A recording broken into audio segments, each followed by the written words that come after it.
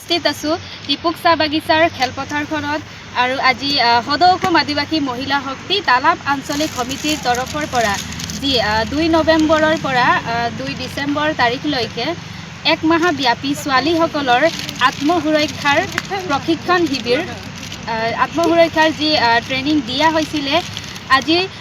তালাপ আঞ্চলিক সমিতিৰ তৰফৰ পৰা সামৰণি অনুষ্ঠানটি আয়োজিত কৰা হৈছিলে আৰু এই অনুষ্ঠানটিত নিজকে উপস্থিত হৈ নিজকে বহুতো গৌৰৱান্বিত অনুভৱ কৰিছোঁ। লগতে আওপা তিনিচুকীয়া জিলা সমিতিৰ তৰফৰ পৰা তালাপ আঞ্চলিকৰ যি এই ছোৱালীসকলৰ আত্মসুৰক্ষাৰ শিবিৰ আৰু এই সেল্ফ ডিফেন্সৰ ট্ৰেইনিং ছোৱালীসকলৰ বাবে এনে এখন পদক্ষেপ লোৱাৰ বাবে মই তিনিচুকীয়া জিলা সমিতিৰ তৰফৰ পৰা শলাগ লৈছোঁ আৰু লগতে সকলোকে এটা কথা জনাই দিব বিচাৰোঁ যে আমাৰ ছোৱালীসকল নাৰীসকল সকলোৱে যেনেদৰে ভাবে যে ছোৱালীসকল শক্তি বুলিতো কয়, কিন্তু নাৰীসকলক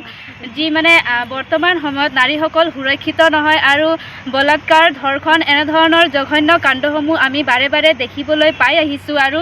এই বিষয়ে বিশেষ লক্ষ্য ৰাখি আমি ছোৱালীসকলক এনে আত্মসুৰক্ষাৰ প্ৰশিক্ষণ দিয়াবৰ বাবে এনে এখন পদক্ষেপ হাতত লৈছোঁ আৰু লগতে আমাৰ ছোৱালীসকল